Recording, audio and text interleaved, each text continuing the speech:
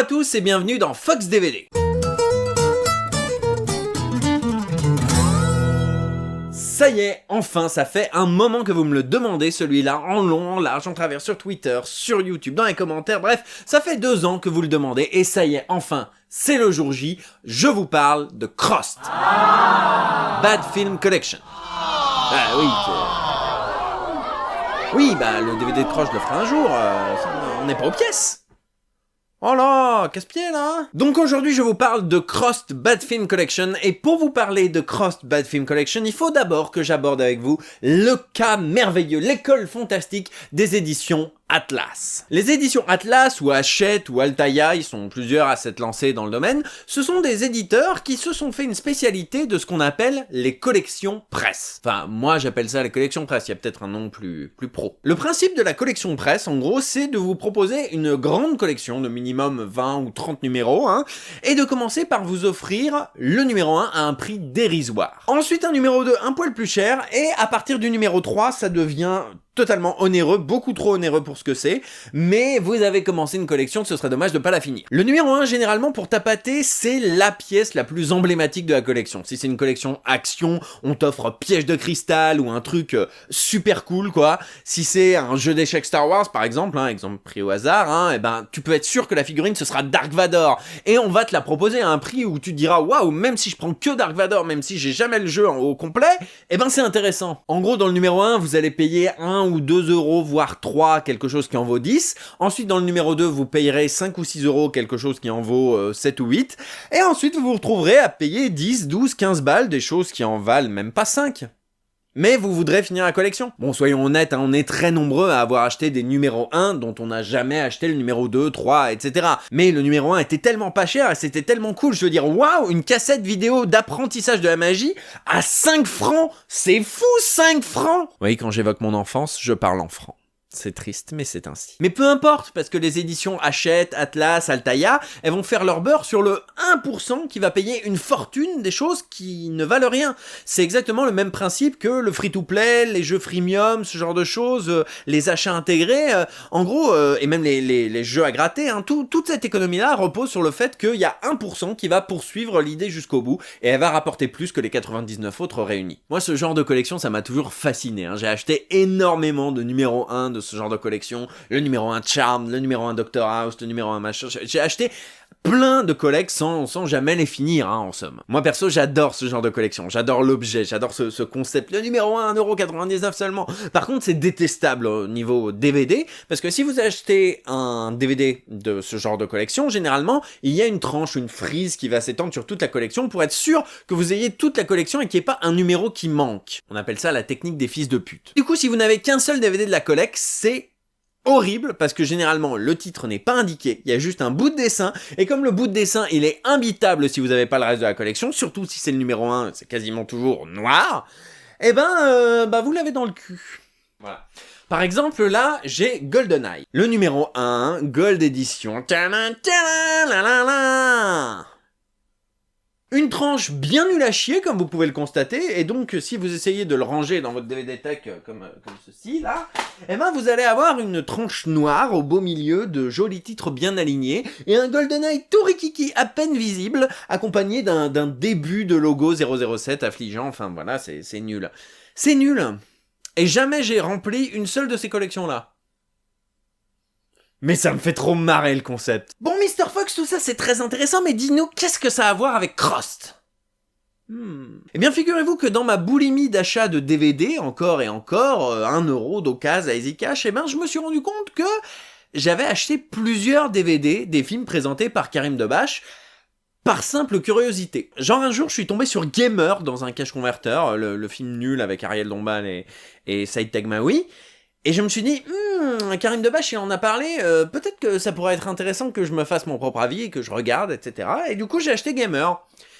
Et un jour suivant, j'ai acheté House of the Dead, et puis le jour suivant, Doom, et puis le jour suivant, Rawan, et dans le jour suivant... Enfin bref, voilà. Résultat, au bout d'un moment, je me suis rendu compte que j'avais une dizaine de films présentés par Karim Debache, de mauvais films, et je me suis dit, il il y a peut-être un truc à creuser. J'ai donc réuni les 17 mauvais films qu'avait abordé Karim Debache dans Crossed, les bons je les laisse trôner en évidence dans la DVD Tech, et j'ai préparé une collection que vous pouvez voir ici si vous êtes suffisamment en haute résolution, et j'ai aussi fabriqué quelque chose qui ressemble à peu près à ça. Donc Crossed Bad Film Collection se compose de la façon suivante: un moule en plastique parfaitement moulé pour épouser les formes du DVD, le DVD et une sorte de présentoir qui permettrait peut-être de le mettre en évidence s'il était accroché à la devanture d'un tabac presse. Donc pour le plastique moulé, je ne sais pas mouler du plastique, donc j'ai acheté en presse un DVD qui avait la même présentation. J'ai même laissé l'autocollant d'origine. J'ai éventré juste le haut pour que ça soit pas trop visible. Et j'ai retiré la fiche originale pour mettre celle-ci. Donc il y a le vague logo de gamer, et puis voilà. Voilà donc à quoi ressemble la face avant de ce carton de décoration. Alors c'est du A4, hein, c'est vraiment du bête A4 en termes de dimension, c'est pas le truc le plus compliqué à trouver. Alors que serait un truc de présentation sans un slogan bien nul, une collection incroyable pour découvrir le pire du cinéma. Le logo de Crossed que j'ai vectorisé me semble-t-il à partir d'une capture d'écran, et Bad Film Collection, j'essayais de faire un truc y ressemblant, en tout cas dans l'espèce d'ombre jaune, mais sinon la police c'est du Arial, et oui, quelle déception quand on suit une série depuis un bon moment et qu'on se rend compte que son logo c'est juste du Arial, on est toujours un peu triste. Donc voilà, j'ai détouré à la zob le logo de gamer parce que de toute manière c'est pas la chose qu'on va voir, puisque là c'est l'emplacement du DVD, j'ai mis des petites règles pour me le rappeler. Des captures d'écran, les captures d'écran c'est des captures d'écran qui étaient sur le même site où j'ai trouvé les captures d'écran de thème. Enfin c'est pas des captures d'écran du coup, c'est des photos promotionnelles, mais voilà. Et puis donc numéro 1, gamer, le film, le fascicule, donc qui n'en est pas un, au final c'est juste un carton de présentation. J'avais tenté à un moment de faire un truc comme en témoigne ce début de maquette. Donc oui, je fais mes maquettes de fascicules sur Photoshop.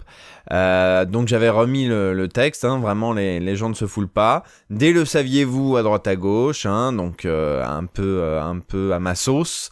Donc le vrai nom du réalisateur de Gamer n'est pas Zach Fishman mais Patrick Levy, c'est donc un pseudonyme, et là, clin d'œil à Chroma. Gamer a fait un bon gros beat des familles totalisant moins de 100 000 entrées, 65 fois moins que Jurassic Park, et il est sorti le même jour que Requiem for a Dream, donc voilà, ça c'était la première page, et la deuxième, j'ai laissé absolument tous les trucs, donc voilà, vous n'aurez pas plus. J'avais aussi fait la page 7 qui teasait l'épisode du mois suivant.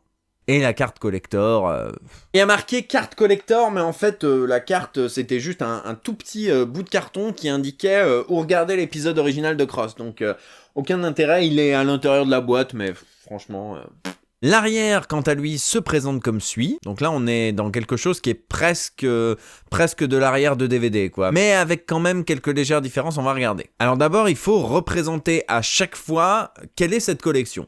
Donc Crossed Bad Film Collection est une nouvelle collection des éditions Tartas. J'ai essayé de trouver ma propre maison d'édition. Suivant avec soin les conseils ou plutôt les avertissements de la chronique web Crossed et de son animateur Karim Debache, elle vous fera découvrir toutes les semaines et pour un prix modique, un film médiocre, voire mauvaise, ah non, non. Pouf pouf, t'as rien vu, voire mauvais, basé sur l'univers des jeux vidéo.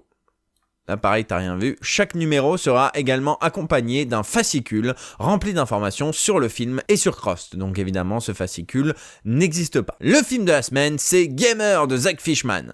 Alors le texte ici, qui résume le film, évidemment, je ne l'ai pas chié, je n'ai pas cette passion pour Gamer. Je suis allé la pomper sur la jaquette originale, hein, comme c'est de coutume, j'ai envie de dire, si vous avez déjà vu des fascicules ou même des magazines, ce genre de choses, des fois ils s'emmerdent pas, hein, ils recopient juste bêtement le texte à l'arrière. Donc voilà, c'est exactement le même texte qu'à l'arrière, je me suis pas embêté. Hein. Ensuite, on a une petite capture, et ensuite, pareil, une comédie menée à 100 à l'heure, plein d'effets spéciaux hallucinants, etc. Ça, c'est le texte promo du DVD. Sauf que, du coup, il y a 2 citations en fin de fascicule, la citation du DVD et la citation de Karim. Donc là, j'ai repris des citations de Crost. Tout ceci est faux, ce film a été fait pour de mauvaises raisons, à savoir cibler un public en lui balançant à la gueule des références à ce qu'il aime, histoire de le caresser dans le sens du poil à un moment où les jeux vidéo commençaient à devenir ultra populaires et où les gens se battaient à la sortie des magasins pour se procurer une PlayStation 2. Le petit truc tout public, c'est obligatoire, hein, même sur l'arrière d'un prospectus, il faut indiquer que c'est tout public, il faut indiquer aussi la durée, etc. Et donc un petit texte, cette fois-ci personnalisé, je vous laisserai le lire. Mais arrêtons de parler du magnifique présentoir et parlons du DVD en lui-même. Parce que je sais ce que vous vous dites. Vous vous dites, Mr. Fox, je ne comprends pas, tu avais dit que dans Fox DVD, tu créerais des DVD de films qui n'existent pas. Or, gamer, tu viens de le dire, il existe en DVD, donc tu n'as pas le droit de faire ton propre DVD de gamer. Et vous avez raison. Je ne compte pas faire mon propre DVD de gamer. Oh non. En gros, pour faire simple, ce Crossed Bad Film Collection de gamer est le DVD de gamer. Et cet habillage Bad Film Collection n'est qu'une jaquette posée par-dessus la jaquette originale. Quelle technologie avancée. Bon, en soi, pas grand chose à dire, hein, c'est assez simple. On garde le logo de la collection en haut, Crossed Bad Film Collection, donc on garde Crossed. En dessous, on met le numéro et le nom du film. Bon, pour le coup, j'ai choisi une police un petit peu, parce que j'en avais marre du Arial, donc j'ai choisi du Go Bold. C'est sympa, ça fait le café et ça reste passe-partout. Et puis voilà, un petit cadre au-dessus de l'affiche. J'ai essayé pour tous les films de la collecte de trouver une affiche un peu, pas forcément celle du boîtier DVD. Voilà, Max Payne et House of the Dead comme par hasard, c'est un mauvais exemple. Mais voilà, Alone in the Dark, le DVD n'a pas ce visuel-là. Pareil pour Double Dragon, le DVD n'a pas ce visuel-là. Pareil pour Doom. Enfin voilà, j'ai essayé de faire ça pour quelques films, histoire de pouvoir varier un petit peu. Et donc vous l'aurez remarqué, il n'y a pas d'arrière, pour une simple et bonne raison, c'est que ça n'a pas vocation à être une véritable jaquette de DVD, mais simplement une sorte de surjaquette qu'on fait passer par-dessus la jaquette originale du DVD, et normalement ça fait la bonne taille, et ça recouvre entièrement la surface. Oui bon là il est mal taillé, j'ai mal géré au moment de l'impression, je compte le refaire, mais oui, de base normalement, il recouvre parfaitement la surface. Et donc, si on met les 17 côte à côte, je ne sais pas si on va le voir, donc dans le doute, je vais les ramener. Ça nous donne une frise. Putain, je galère. Merde. Donc, vous pouvez découvrir ce très joli Sphinx d'Égypte. Alors je tiens à préciser que le Sphinx d'Égypte n'était pas du tout mon premier choix.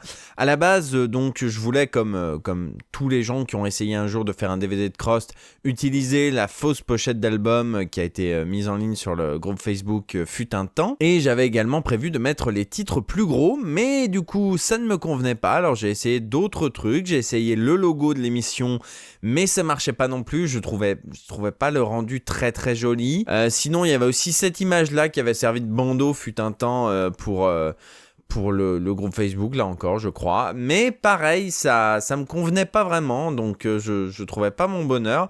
Et finalement, du coup, c'est le Sphinx d'Égypte qui s'est imposé en modifiant un petit peu, en mettant notamment les titres ici et en effaçant directement Crossed et tout ce qui pouvait s'y rattacher.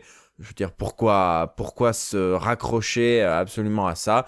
Alors que finalement, ça évoque déjà de base les éditions Atlas un peu moches. Et puis voilà, c'est un sphinx. C'est beau un sphinx. Ben, il n'y a pas de contenu vu que c'est pas moi qui fais le DVD. Tu as compris le principe de la surjaquette ou... Non, là, ça va vous intéresser. Pour le coup, ce projet, ce n'est pas le mien. Enfin, pas vraiment. Vous savez que je suis un petit peu... Névrosé ? Oui, voilà, névrosé, c'est ça. Je suis un petit peu névrosé et je fais toujours très attention au nombre de tirages de mes DVD qui circulent dans la nature. Ouais, mais ces DVD-là, c'est pas vraiment mes créations. Je veux dire, j'ai pas fait le DVD, j'ai pas fait la... Je n'attacherai que peu d'importance au fait que ce soit un autocollant moche, etc. Parce que il faut avoir le DVD original. Et on ne peut pas m'accuser de contrefaçon puisque je ne fais qu'une fan jaquette en soi. Le DVD, non, il n'y a pas de DVD, c'est juste une surjaquette. Donc, au final, est-ce que ça a vraiment autant d'importance que ça ? Et donc, eh ben, vous avez un lien dans la description pour tout télécharger. Les fausses jaquettes, les tranches et même le grand présentoir de présentation si vous voulez imprimer le vôtre, faites-vous plaisir. Et si vous avez envie de continuer la collection en faisant le numéro 2, le numéro 3, le numéro 4, en vous partant de cette base, eh ben faites-vous plaisir. Et si vous avez envie de prolonger la collection pour y intégrer aussi les bons films, faites-vous plaisir, faites votre vie, je vous file tout cadeau dans la description. Alors cela dit, le mien a un petit quelque chose en plus. Car en effet, si on y fait un peu plus attention, eh bien on constate que l'équipe, donc Gilles, Jérém et Karim, ont dédicacé avec beaucoup de talent, mais au stylo, donc ça se voit pas beaucoup, ce petit présentoir en carton du premier et unique Crossed Bad Film Collection.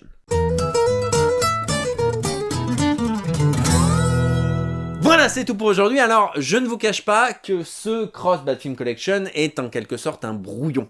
Et que j'aimerais bien à l'avenir faire la même chose en encore plus travaillé. Peut-être avec une autre création de Karim Debache chez Saclic, qui sait, une création qui aura une identité visuelle un peu plus précise, un peu plus riche qu'un titre en Arial et un Sphinx d'Égypte. Quelque chose avec une vraie affiche qu'on pourrait mettre en frise, et puis encore une fois un élément qui pourrait servir pour les surjaquettes. Ah, et puis ce serait bien qu'on puisse faire des vrais faux goodies, genre des stickers Panini ou des trucs comme ça. Ouais, ça, ce serait marrant, ça. Non, non. Et pour l'instant, c'est en projet. C'est en travaux. Je vous préviendrai quand ce sera fini. Promis. Allez, à la prochaine!